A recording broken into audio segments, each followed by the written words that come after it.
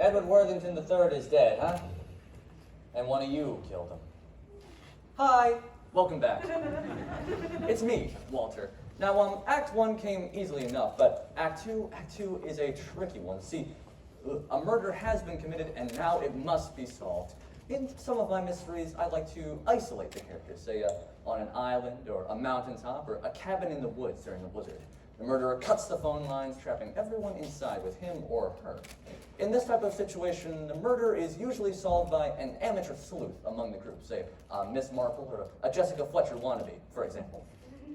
In other situations, such as this, I like to bring in a homicide detective to catch the culprit. I'll be playing just such a role, Lieutenant James McMillan. Well, I can't just sit back and let them have all the fun, can I? Anyway, if you've been taking notes on how to commit a murder, you should have written down that you must provide each of your suspects a motive and opportunity to doom the victim. Everyone had a motive to kill Edward except for Peggy Sue, who stood to gain access to a fortune had he lived. I have rotten luck. Well, not as rotten as Edward's. Uh-huh. As I was saying, all but Miss Dixie Cup had a motive to kill Edward, and everyone had a chance to stab the man in the back, literally. In case you're wondering how we accomplished that great special effect, Connie hid the cake knife underneath a pile of napkins during the blackout, and Roy took a matching handle with a hook attached to it and stuck it to Edward's coat. Then, Edward slipped a blood capsule from his pocket to his mouth and bit down. Simple, huh?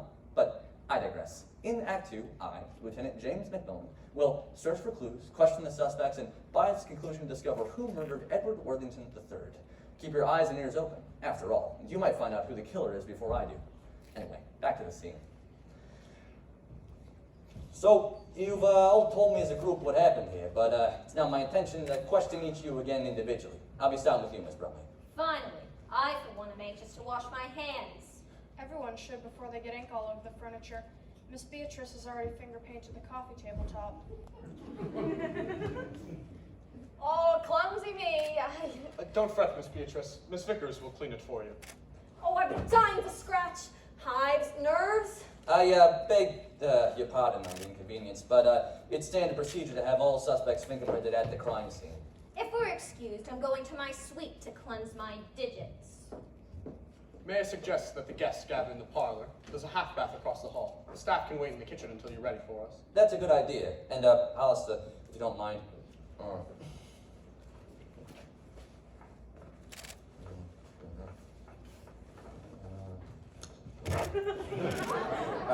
thank you.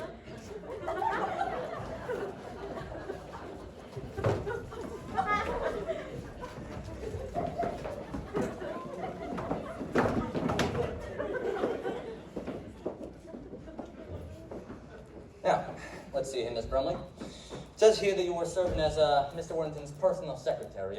How long were you serving in that capacity? About 6 months. But I've been working for Worthington Enterprises for a couple years now. But when his last personal secretary retired last June, he pulled me from the secretarial pool and gave me her job. Obviously, your relationship became very personal if he announced his intention tonight to marry you. Well, what can I say? It happens. I would have made Edward a good wife, Lieutenant, unlike that ice cube he married. Allegra can shoot you with look that can give you frostbite. If I had to guess, she'd be your murderer. It's passable, but in my experience, the jilted spouse usually strikes out of the competition. In this case, you. You think she would have gone after me with that pig stick lip? Golly, the idea just gives me the shivers. Now, Allegra Worthington might well have killed her husband. I'm just saying there are other possibilities. I have to admit you're right.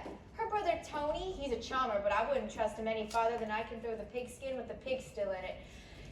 He could have done it for her, and Eddie threatened to bring criminal charges against Roy and threatened to report Lawrence's dealings with that rat of Jameson to the Bar Association.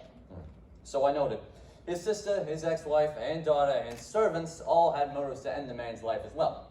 And Mrs. Phillips might have committed the crime to protect her husband. You know, if there's one thing worse than not having enough suspects in a murder case, it's having too many. Apparently, though, you're the only one who stood to lose, not gained by Mr. Worthington's death. You're the only one I feel sure didn't stab the man. Oh, thanks ever so much. Now, can I go home? I'm about to absolutely collapse from exhaustion. But before I do anything else, I have to look over the classifieds. The classifieds? Why, yes, Lieutenant. When I lost Edward, I lost my job. If Allegra's going to be taking over Worthington Enterprises, you bet your boots the first thing she'll be doing is giving me the eggs. Oh, I wish I hadn't said it like that. I gave myself the shivers again. A goose just walked over my grave. I beg your pardon? Oh, that's what we say in the South when we get the shivers. A goose walked over my grave. A goose just walked. Okay. I gather it's used to express a feeling of impending doom. I guess so. Well, in that case, I bet a whole flock of cemetery geese just walked over Edward's cemetery plot a few hours ago. Now, can I go home? Not yet, sorry. I might have more questions for you after I talk with the other suspects. Of course. I'm happy to help in any way you need me. I'll be in the parlor. Let's see here. What's the number again? Yeah, okay. Okay. Pete, McMillan here. How are the fingerprints coming along? What, that's it? The only fingerprints found on the handle that once smudged belonged to Mr. and Mrs. Worthington, huh? That's too bad. We know he gave her the knife to open the envelope. What? Hold on. What? You found traces of what? That could be a vital clue. Good work, Pete. Now let's see. There's only one suspect who could have logically left traces of it there, but if someone else were to... No, they've all been fingerprinted, and they're washing their hands now. Uh-huh, yeah. That's too bad. There goes the evidence. Right down the drain. If I'm going to find out who murdered Edward Worthington, I've got my work cut out for me here. No, Pete, that wasn't meant to be a pun. Uh-huh. Thanks, Pete. Check you later. Okay, bye. Yeah, okay, bye. Now, okay, bye. Pete, come on. Okay, pull the bell thing. Yeah, okay. You rang, sir? Yes, what, Edith, isn't it? Yes, sir. Edith, would you ask the other servants to come in here, please? Well, yourself. Of course. Thank you.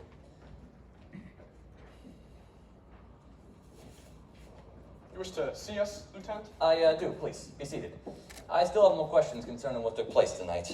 I don't know how we can help, sir. We've been in the kitchen most of the evening. Well, it's what took place in the kitchen that I need to know about at this point. I'm specifically interested in finding out more about the murder weapon, the knife. A knife? What about a knife? Where's it usually kept? In a butcher's log. It's kind of set. It's seldom there, though. It's not his favorite kitchen tool. That's true. I use it to slice and dice everything. Not including people, if that's what you're thinking. I'm not thinking anything at the moment. A good, shut knife is hard to come by. I'd like to have it back when this case is closed. Or is that too morbid? That's too morbid. I gather you used the knife in preparing tonight's dinner? Naturally. I used to chop up some fresh chives, sprinkle in with potatoes. What else was served? Roast beef, gravy, Brussels sprouts, Any salad? congealed jello fruit. You know, I originally thought of titling the play The Blood Like Jello Congeals. But then I thought, that's really gross. I mean, I wouldn't want to see a play with that title, would you? Anyway. So then, I assume you didn't make a salad dressing and say olive oil and vinegar? No, sir. Mr. Worthington couldn't stand lettuce. I heard him say once, if he was meant to eat green leafy things, he would have been born a rabbit. I see. Now, what did you do with the knife after the dinner was prepared, Ina? I washed it, of course, along with the other utensils, in the dishwasher. Who touched it after that? I did. Ina told me to take it out of the dishwasher with the sausages and forks and things for the birthday cake. It was still damp, so I wiped it off good with a dish towel. I see. So no one else touched it? There were no fingerprints except possibly yours or traces of food left on it when you brought it out here? No, sir. It was not on my sight the whole time. That is exactly what I needed to know. You've all been very helpful. Lieutenant, if it's a matter of any of our fingerprints being on the knife. It isn't, Hollister. The only fingerprints found on the weapon belong to Mr. and Mrs. Worthington, who we know touched it. I see. Then how have we helped? I'll explain later, I hope. For now, I need to take a quick look around the kitchen, if I may. Of course, if you'd follow us, Lieutenant. Thank you. Please.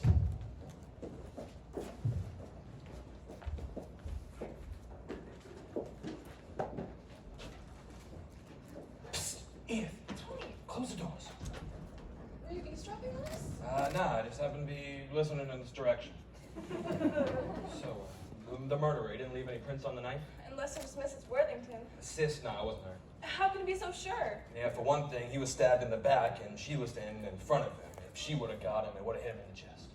Maybe, but it was too dark to see. Mr. Worthington could have turned around to head towards the light switch. Yeah, clever girl, as well as pretty.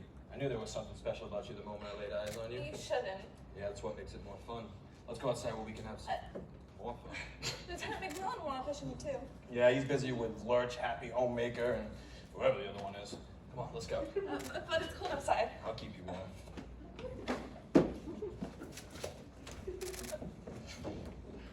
He thinks I did it. I know that policeman thinks I killed Edward. Oh, why would he, Roy? Why should he suspect you more than any of the rest of us? I know he doesn't believe those funds went into my account on Edward's behalf. Why not?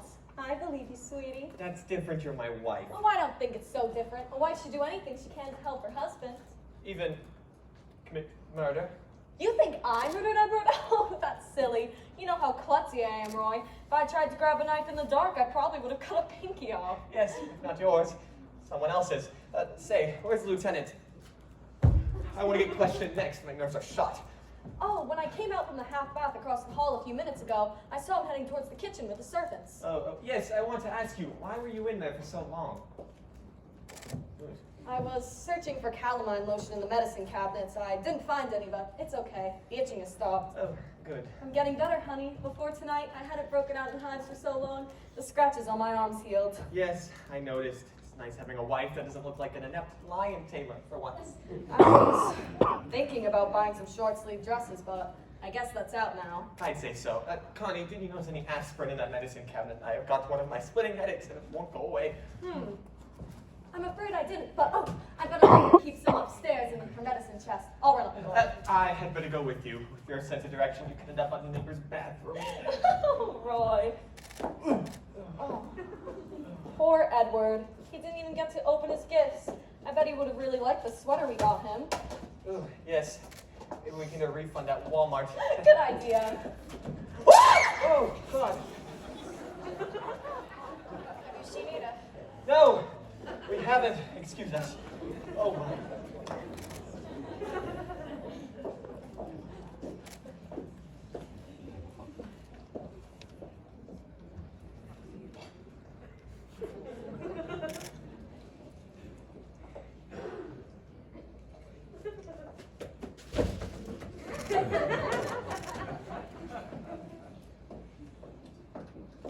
There has to be something in here to put them in. You said they were in the hall? Next to the half bath. I'm sure they were there when I went in. When I came out, they were lying in a clump. Oh, well, anyways, this should do fine. There's something inside. What? They look like colored pebbles. Pay no mind. So, where's the detective? I don't know. Shouldn't we wait in the parlor until he's ready to question us? I don't see why. Nobody else is. I just wish whoever poked Edward would fess up so we could all go home, but I don't suppose that's likely to happen. You didn't do it, did you? Kill father? No. I know I've threatened to it loads of times, but I can't take credit for the act itself. I know I was always cutting your father down, but I didn't do it literally. I hope you can convince Lieutenant McMillan of that. The lieutenant seems like a pretty smart man. He should realize if I were going to cut your father off, I would have done it years ago when he left us to marry Allegra. Sharp woman. You'd have a hard time convincing everyone I killed my husband in a fit of rage that lasted 10 years. If anyone could hold a grudge that long, Justine, it would be you, but you wouldn't need a knife to kill him. You could do it with that sharp tongue of yours. Still here, I'm surprised you didn't make the most of the opportunity and ran out to buy a new black dress or something. With what? You know I don't have any money of my own, and I'm pretty sure Edward's accounts will be frozen for quite some time. Good point. The fact that he was supporting Deborah and I should be proof enough that I didn't kill him. I'm not dumb enough to say the goose that was laying the golden eggs after all. But tonight, he did threaten to cut off your income. Yes, but he's done that for years every time I ticked him off, which was often. If you did actually cut off my alimony checks, I might consider homicide, but not until then. Oh, the very idea. Let me Oh, explain. what's going on? A meeting of Edward's wives, past, present, and future. We were just waiting for you to join us. What was going on out there? This snake in the grass, Lawrence, made a pass at me. Hey, Keep your scaly hands off of me. I tried telling him that now that Edward's dead, I needed a new job, and then he tried to offer me one at his firm. And then he tried showing me some of the fringe benefits. If Edward could see what you were doing, he'd be spinning in his grave. If you were in it yet. How could father see Lawrence if you were in his grave? Oh, you know what I meant. I've been in love with you for a very long time, Daisy, but I couldn't tell you as long as Edward... Was alive. Uh, It appears that Edward's lawyer has one more motive to murder him. For once, I have to agree with you, Allegra, although it hurts me like a toothache to admit it. no, I wouldn't kill Edward because I'm in love with Peggy Sue. Well, that's good, because I wouldn't have you under a Christmas tree. Why? Because I'm not rich? That's what drew you to your boss in the first place, wasn't it? His millions? So what if it was? I'm tired of being poor. As my grandma always said, love is fleeting, honey, but money lasts forever. Are you sure you're not descended from Scarlett O'Hara? That ought to teach him a lesson. Seriously, you shouldn't have. You can't say it and warn him. Don't mind us, we're just passing through. But! Wonder what that was all about. I can't believe she did that. Oh, Tony, your nose. It's not gonna be as bad as my eyes gonna look. Come with me to the half bath. I'll help you out. Come on. I can't believe this household. No one ever uses the front doors. When I lived here, we'd use the front doors all the time.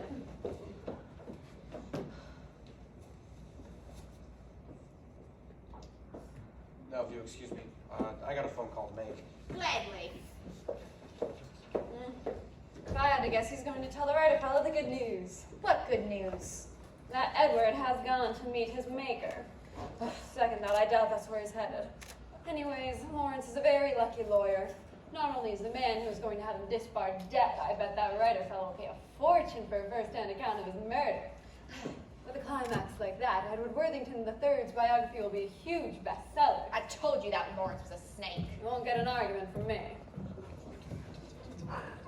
Oh, everyone's in here. We playing a new game? No, Umpy, we wouldn't dream of playing a game without you. Oh, that's sweet, Deborah dear. One of these days I'm going to surprise you and win one. Are there any nibbles in here? I was saving them for birthday cake, so I didn't eat much dinner. But then nobody cut it. I noticed. You picked out your roast beef and barely even touched your whipped potatoes. There was some mince in here earlier. Now, where did they... Oh, never mind. Don't worry, I'll get you something.